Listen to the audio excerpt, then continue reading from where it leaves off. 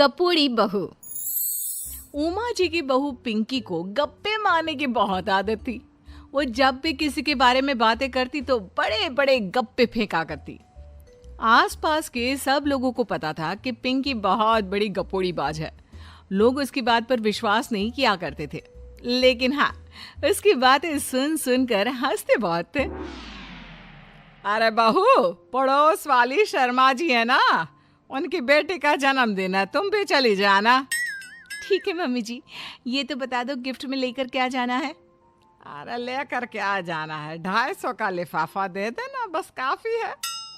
अरे मम्मी जी, अच्छा लगेगा क्या? पड़ोसी हैं हमारे, हमें कुछ बड़ा लेकर जाना चाहिए। अरे बहू, इतना काफी है। जानती हैं आप, मेरे मायके में जब पड़ोस में किसी की बर्थडे होती थी ना, तो मम्मी कुछ ना कुछ गोल्ड का ही देकर भेजती थी। पड़ोसी के बर्थडे में सोना? कैसी बातें करती हो। और नहीं तो क्या, आपकी तरह थोड़ी ना लिफाफा पकड़ा दिया। पिंकी शर्मा जी की बेटी के जन्मदिन में चली जाती है। अरे आज तो बड़ी सुंदर लग रही हो साड़ी में। जी मैं तो लहंगा पहनकर आने वाली थी, मम्मी जी नहीं मानी। अरे बेटा, बर्थडे पार्टी में तो साड़ी चल जाती है, मेरा मतलब कोई शादी थोड़ी ना है।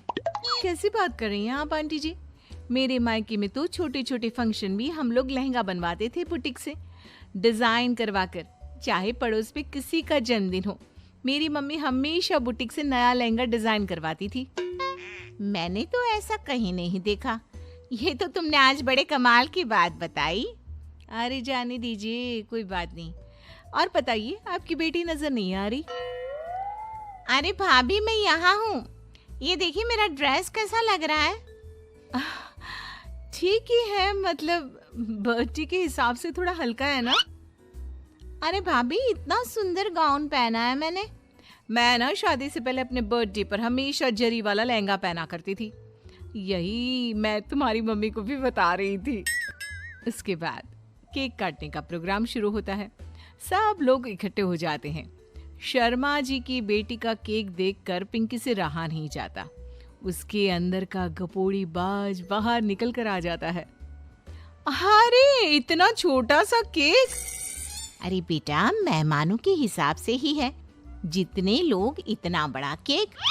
आंटी जी, कम से कम 4 या 5 मंजिल वाला केक तो बनाना चाहिए था। आपकी बेटी का बर्थडे रोज रोज थोड़ी ना आता है। मेरे बर्थडे पर हमेशा पापा 4 केक बनवाते थे। सारे केक 4-4 मंजिल के होते थे। वहां पर सारे लोग उमा जी के मोहल्ले के ही थे और वो पिंकी के गप्पे मारने की आदत से अच्छी तरह वाकिफ थे, इसलिए सब लोग उसकी बात सुनकर हंसने लगे, लेकिन किसी ने पिंकी से कुछ नहीं कहा।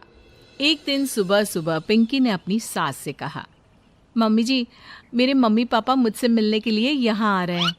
अरे वाह, ये तो बहुत अच्छी बात है। उनके आने की तैयारी करो, अच्छा अच्छा खाना बनाओ। वैसे कब तक आएंगे? मम्मी जी फ्लाइट से आ रहे हैं, कल शाम को 4 बजे की फ्लाइट है। फ्लाइट? लेकिन बेटा, तेरा मायका तो यहाँ से 2 घंटे की दूरी पर है। तेरे मम्मी पापा फ्लाइट से कब से आने लगे? अरे मम्मी जी, आपको पता नहीं है, मेरे मम्मी पापा ना आधे घंटे की दूरी के लिए भी फ्लाइट का टिकट बुक करवाती है। अरे गप्पे थोड़े कम मारा करो बहू। कोई फ्लाइट से तब आएगा ना जब यहाँ पर एयरपोर्ट होगा। तुम्हारी मम्मी क्या उड़ कर आएगी घर में? अरे हाँ मम्मी जी, मैं तो भूल ही गई थी।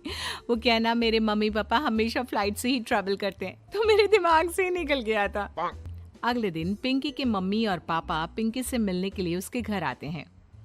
आइए आइए जी, आपका बहुत बहुत स्वागत है। और समदन जी, हमारी बेटे की कोई शिकायत तो नहीं ना? ठीक से संभाल लिया है ना आपका घर? अरे मेरी बहू बहुत समझदार है, घर का काम बहुत अच्छे तरीके से करती है। बस थोड़ा ज्यादा बोलने की आदत है उसे, आपको परेशान करती होगी ना? बात तो आपकी सही है, उसकी थोड़ा ज्यादा नहीं बहुत ज्यादा बोलने की आदत है। लेकिन कोई बात नहीं, आपकी बेटी दिल की बहुत अच्छी है, बस थोड़ा बोलती ही तो ज्यादा है। पिंकी बेटा, इधर आओ, देखो तुम्हारे मम्मी पापा आए हैं। तुमने इनके लिए खाना तो बना लिया ना? वो क्या है ना मम्मी जी, आपसे एक बात कहनी थी।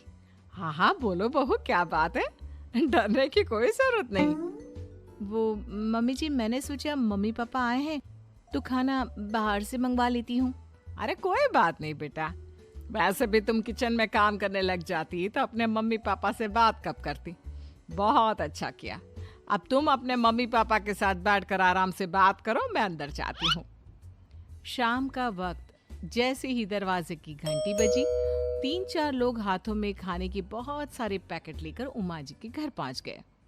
अरे भाई कौन है आप लोग, लगता है गलत पते पर आ गए। नहीं नहीं माँ जी, हम तो खाने का ऑर्डर डिलीवर करने आए हैं, यहीं से बुकिंग मिली थी। अरे नहीं नहीं, आपको कोई गलत फहमी हुई है, हमारे यहाँ तो 2 ही मेहमान आए हैं। आपके हाथ के पैकेट देखकर लगता है इसमें 50 लोगों का खाना है। माँ जी आपने सही समझा, खाना तो इसमें 50 लोगों का ही है, क्योंकि हमें ऑर्डर यहीं से 50 लोगों का मिला है। अरे लेकिन इतना सारा खाना, कहीं मेरी बहू ने अपनी गप मारने की आदत के चलते ऐसा तो नहीं कर दिया। ये खाना आप रख लीजिए और हमें हमारे पैसे दे दीजिए। अच्छा वैसे कितने का बिल बना है? ज्यादा नहीं, बस 10,000 दे दीजिए। उन लोगों की बात सुनकर उमा जी पिंकी को आवाज देकर वहां बुलाती है। जैसे ही पिंकी वहां आती है, खुश होते हुए उन लोगों को वहां पर खाना रखने के लिए कहती है। अरे इतना सारा खाना क्यों मंगवाया बहू? अरे मम्मी जी, मैंने आपको बताया तो था, मम्मी पापा आए हैं तो मैं खाना बाहर से मंगवा रही हूँ। ये बात सही है बेटा, लेकिन 2 लोगों के लिए 50 लोगों का खाना? अरे मम्मी जी, कुछ कम पड़ जाए तो अच्छा थोड़ी ना लगता है, और मेरे मायके में तो ऐसा ही होता है, एक्स्ट्रा खाना मंगवाते हैं हम लोग। तभी पिंकी के मम्मी और पापा वहां पर आते हैं। अरे बेटा, एक्स्ट्रा खाना मंगवाने का मतलब ये थोड़ी ना होता है कि 2 लोगों के खाने के लिए 50 लोगों का खाना मंगवा लो। और बेटा, तुम्हारी गप मारने की आदत के चलते 10,000 का बिल आया है, तुम्हें नहीं लगता ये गलत है? देखो बहू, बढ़ा चढ़ाकर बातें करना अपनी जगह, लेकिन इतनी बड़ी बड़ी फेंकना भी गलत है ना। पहली बात तो इतने सारे पैसे लगे, और दूसरी बात खाना वेस्ट होगा। आप लोग ठीक कहते हैं, मैं आज के बाद अपनी इस आदत को कंट्रोल करने की कोशिश करूंगी और अब से गप थोड़ी कम मारा करूंगी। पिंकी की बात सुनकर सब लोग हंसने लगे।